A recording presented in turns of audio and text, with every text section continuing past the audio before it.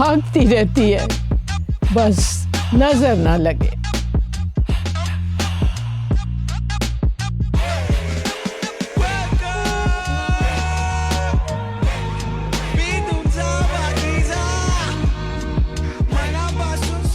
"25 kilometers east of Bangalore, a group of kids are building in a small town called Hoskote.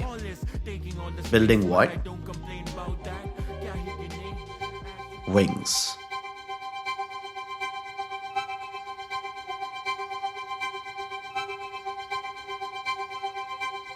As you can see, the most important architectural requirement for this piece is to be able to integrate data which exists. The 21st century Indian the world has looked up to has been raised on a diet with a few key ingredients. Get a meaningful education, join a company, climb the ladder, and if you breaking a lot of barriers to move ahead, earn a seat at the table.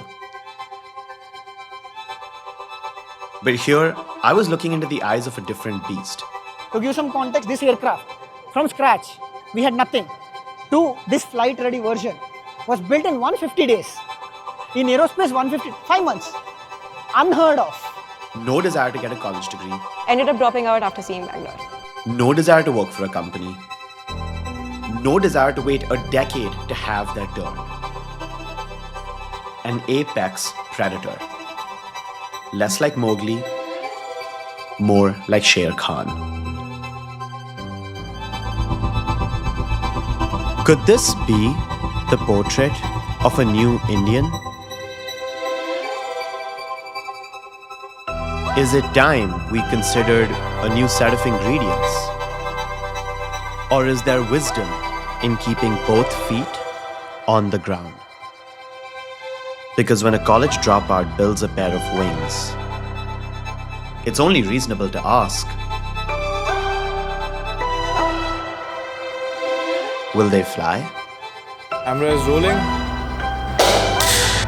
Could you just move a little bit to your right? Yeah, that's it. That's perfect. I've been building airplanes for like the last 11 years of my life. It's like a massive metal box flying at 800 kilometers per hour, carrying about 800 people, and it's just insane to me. Like, humans made this. This was maybe like a few months before I would graduate from high school. I ended up making like a katana in my parents' terrace and falling in love with building things very hands-on. I used to reach airports like 3 hours early so I can just see airplanes fly by and record them. That's when I first saw an RC aircraft fly and fell in love with it, man. Since then, been obsessed. My parents always pushed me to travel alone. I loved visiting my cousins, and my parents always, they couldn't come with me every time. So since I was maybe 8 or 10 year old, I used to travel on airplanes by myself with like a flight attendant. I used to ask air hostess who made this, and the usual answer was Boeing or Airbus. Then I was naive enough. I was like, okay, so where is Boeing and Airbus in India? Because my entire world used to be India. And they used to basically scoff and say, oh, this isn't made in India. Like, this is an obvious thing that India does not do this. Brazil started their aircraft manufacturing program 60 years ago when there was no such thing as an aerospace engineer in the country. No such thing. They are now the third largest aircraft manufacturer in the world, competing head to head with the two giants, Airbus and Boeing. Super, super inspiring to me that a country that small can do this. We have the talent, we have the supply chain, we can do so much more. Why are we not doing this is the biggest question that I wanted to answer. That maybe around the time I was like 16, 17, somewhere in that range. We were on a road trip and we ended up going like head on with a truck and almost dying. And that is like that in my head was like the sort of awakening of, hey man, what are you doing with your life?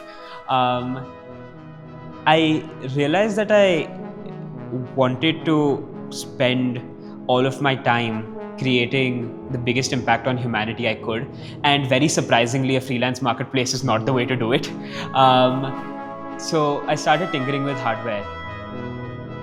I'm Samay, I'm the founder of Altion Energy. We're building the world's highest endurance UAVs, ones that can stay in the air for more than 400 days at a time, which would mean that if it takes off in 2026, it would land in 2027.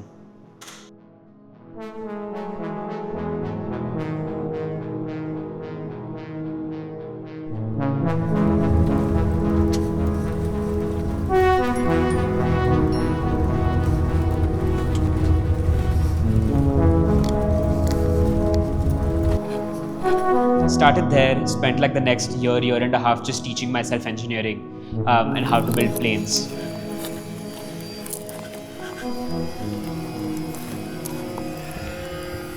And then at some point in that journey, ended up coming across this thing called dynamic soaring, which is this flight maneuver that albatrosses evolved to do probably centuries ago, that allows them to fly for 800 to 1,000 kilometers a day without really flapping their wings. Sometimes they can do it in their sleep. It's very cool.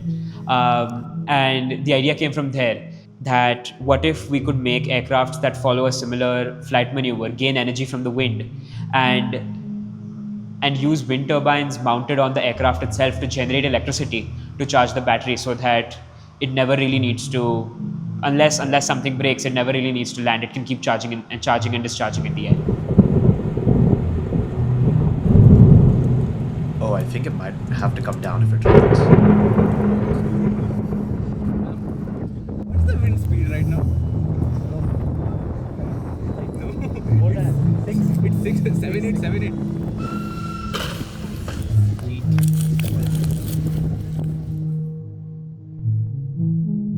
After 1 week in Hoskote, I realized it will still be some time before they fly. But that's okay, because all big things start suspiciously small.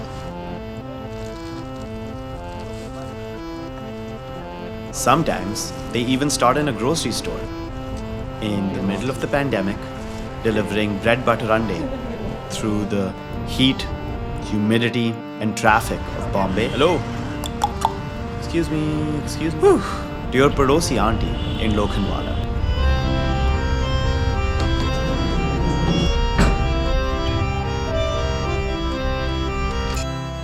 Who will lovingly hold the groceries you hand her and ask, Is this real job?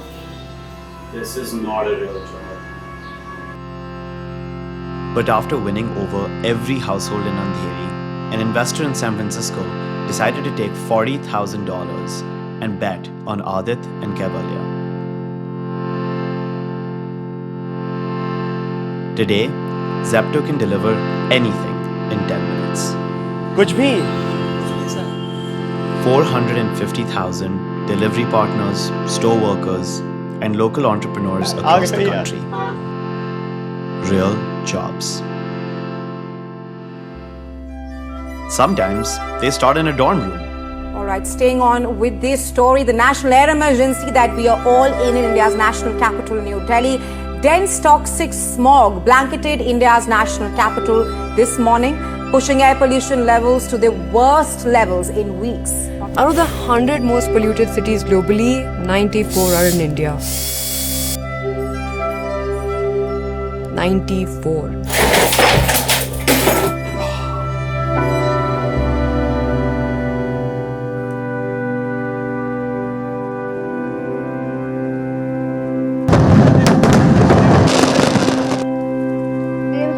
Stubble burning continue to rise in Punjab as the national capital is gasping for breath. Punjab has reported 1,800 stubble burning incidents yesterday. Farmers claim the Punjab government has neither provided them with the required machinery nor financial. Growing up with asthma in Bombay, having to go away every winter season because of pollution, and also being very intrigued by science and technology, I think we're like three levers where you're wondering why this problem hasn't been solved.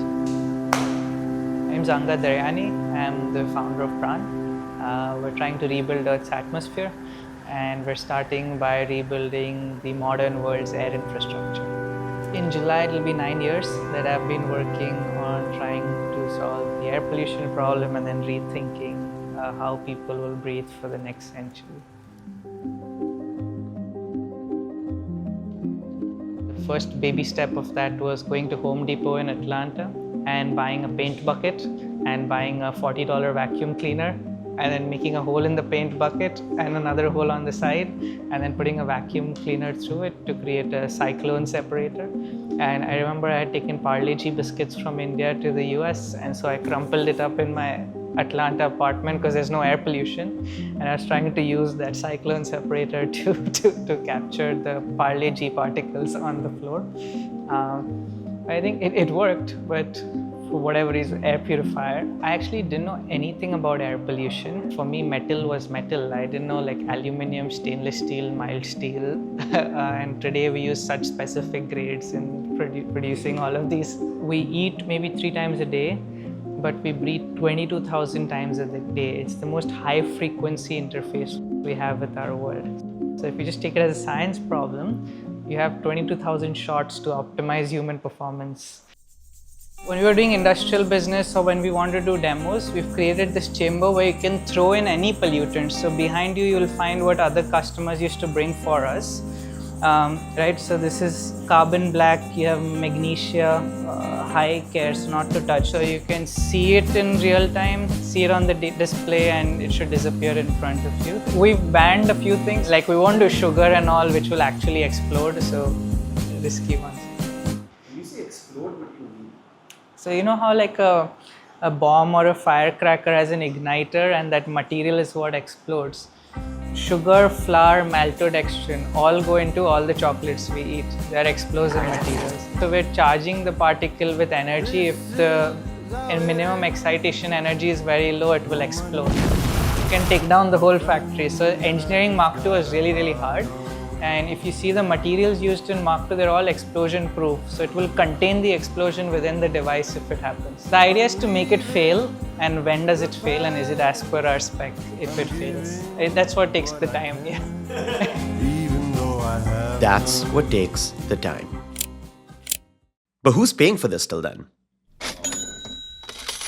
In fact, who's paying for any of this? A plane? A UAV, an air purifier? Who would be dumb enough to give a bunch of 18-year-olds thousands of dollars? The initial money to start Altion came from Emergent Ventures. Which sounded interesting until we began to realize a pattern. Emergent Ventures. Emergent Ventures. Emergent Ventures. This is Shruti Rajgopalan. She runs Emergent Ventures India. She was once a winner herself, and now she works as a full-time political economist at the George Mason University in Virginia. So naturally, I flew to Virginia. Hi there, for Shaurya.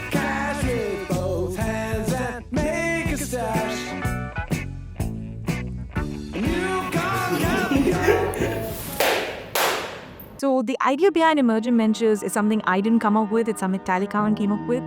It is to bet on moonshot ideas and great talent that is working on moonshot ideas. They give you grants to basically pursue the most ambitious thing possible. There's no ceiling, no floor. You can ask for whatever money you want. Emergent Ventures is entirely philanthropic. We don't take a stake in anything. So our idea of backing something is just writing a check and be like, and go. When we were literally going broke, you can ask one of my founding engineers. He was an intern at that point of time. He has joined. We had like a crazy experience where we almost got kidnapped because we had no money. Like a lot of crazy experience over the last 1.5 years. That's another story. We can feature it in some other time. The mindset on India was deep tech can't work. Why? Because there's no manufacturing in India to support deep tech. So even if you make a prototype, how will you scale this? Right? Who's going to buy it? A lot of times it was like, where are you going to get your parts from? Most people don't usually take bets on us until we come from either pedigree or have a working prototype, etc. But Emergent Ventures is the one organization that genuinely took bet on us. I had views on those things and I can be skeptical about those things. But when a young person tells me, I really believe that the next frontier is actually drones that can carry payloads, or the way to democratize space in India is actually the ability to make a CubeSat not from bespoke items but from, things you can find in a hardware store. Why wouldn't I believe that is my question. Then again tried to raise venture capital, signed documents, money never came. Tyler gave us a second grant and then we raised our first round of venture capital. And what did you do with those $4,000? Mostly fed myself.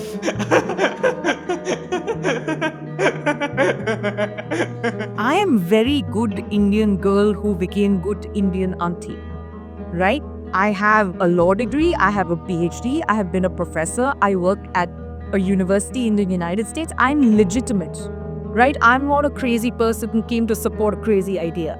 So the fact that I'm a validation that they can take to their family and say, look, this really smart sounding Indian person who's a professor abroad believes in me and has written me a check must mean I'm good. And then the parents start having faith in them. Right? And then the next person who has to give them money starts having faith in them. They take e-winners a lot more seriously. And people themselves take themselves a lot more seriously. That's the most interesting thing about EV. It's belief disguised as capital. Because if you want a nation's risk appetite to grow, you must feed it. Khushi, who believed in you before you believed in yourself? I think there's just two people. One is my grandfather. When I planned to drop out, he fought with my dad and he was like, no, she should drop out. So your grandfather convinced your dad to let you drop out? Yes, you don't see that. You don't see it, especially with like a female child and also in an Indian household. He's amazing. He's someone who's still very supportive till date. He loves to see like pictures of my office over weekend and all of that. So that's him. But before him, actually, it was this lady called Sabia Ahmed, and she's from Lucknow. In Lucknow?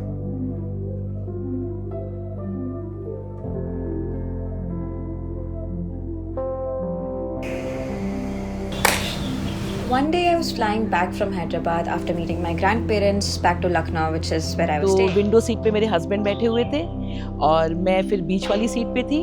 फिर मेरे पास ये बच्ची बैठी हुई थी, खुशी Mittal. I had these huge headphones on, was listening to rock music. एक किताब पढ़ रही थी लगातार. Black Holes by Stephen Hawking. Black hole. And solving this 3x3 Rubik's Cube. तो ऐसे खट खट खट खट उसको भरने लगी. अब तो मैंने कहा अब तो इससे बात करनी ही पड़ेगी मतलब. She just tapped on my shoulder and was like, तुम तो जीनियस हो. So what are you reading? क्योंकि इत्तेफाक से मेरा बेटा जो है Ahmad Faraz. I told her about the Black Holes book. वो भी स्टीफन हॉकिंस को बहुत पढ़ना और नाम लेता रहता है अक्सर. So apparently her son and his 3 friends were running this aerospace startup. Stars और गैलेक्सी और वही सब चीजें करते रहते हैं. They were making stratospheric UAVs for defense purposes. तो इसको बड़ी हैरानी हुई. Which was crazy to me. अच्छा ऐसा भी कुछ है लखनऊ में? हमने कहा बिल्कुल है. She basically looked at me and said, तुम उसके जाओ उसके जाके देखो बहुत अच्छा लगेगा. I was like okay whatever. I did not really believe that. तो वो थोड़ा सा एप्रीहेंसिव थी, थोड़ा शाय थी, क्या था कि उसकी हिम्मत नहीं थी. It apparently turned out to be 100 meters from my school. क्योंकि ये इत्तेफाक से जीडी गोइंका में पढ़ती थी. फिर मैंने बेटे से कहा कि देखो वो आ रही है, तुम लोग उसको कायदे से रिसीव कर लेना. And I didn't follow through on that. तो मम्मा ठीक है. Then my mom asked me again. पूरा कोऑर्डिनेट किया दोनों लोगों में. And then I'm like okay then you can send them off to the office, right? ठीक है. So I used to go there every day for 6 months straight. After school I was in my school uniform and it was the funniest thing ever. हम लोग कभी मशहूर होता है कि बहुत ही ज़्यादा इंटरफेयरिंग आंटी. ऐसे होता है ना, मशहूर कॉमन होता है मोहल्ले की आंटी, इंटरफेयरिंग आंटी. तो हम लोग को भी होता है कि ज़्यादा नहीं बोलना है, सब लोग मना करते हैं, बात नहीं करना ये वो. लेकिन ऐसा नहीं होता है. आप सब लोग को एक कैटेगरी में मत डाल, मतलब सोचो कभी कभी ना हम लोग के भी लाइफ के एक्सपीरियंस होते हैं तो हम लोग बहुत अच्छा रीड कर लेते हैं लोगों को. भाई आपने 25-30 साल गुजारे हैं, 40 साल गुजारे हैं और आप लोग तो अभी 19-20 साल के हो. तो इसलिए ज़रूरी नहीं कि हर आंटी टॉक बहुत बोरिंग होगी. आंटी टॉक कभी अच्छी भी हो सकती है. मतलब पेशेंस के साथ सुन लेना चाहिए, बड़ों को भी सुन लेना चाहिए. On the 15th of August, 1967, a group of 20-year-olds born on Independence Day were asked about their feelings towards India. 15th August 1947. Well, it means a lot. First of all, it's my birthday, of course, and it's one of the greatest days for India. It's a question of restlessness also. A lot of new countries are born in the last few years and they see the affluence and the exotica of the more developed countries and they just want to snap their fingers and get up to the level of the developed countries. आज़ादी का मतलब है स्वतंत्रता, अपने आप को आज़ाद रखना, किसी के अधीन नहीं रखना. So my ambition is to be a great scientist. As you know, I'm working on meteorites and these things which fall from outer space, we don't know much about them. I want to do something very original about them and maybe get my name in textbooks if possible. Is the 22nd century Indian even new?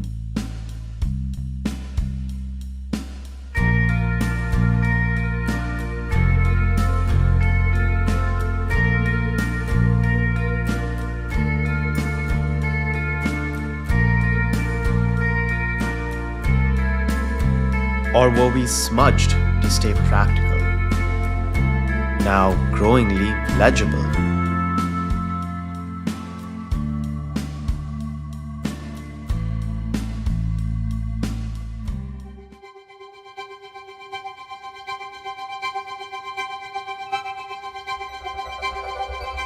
So begin, even if you begin small. Build, even if you don't know where and how. Take risk, and those with capital, feed it. Believe and trust that believers will come. But most importantly, build your own wings. For even if you fall,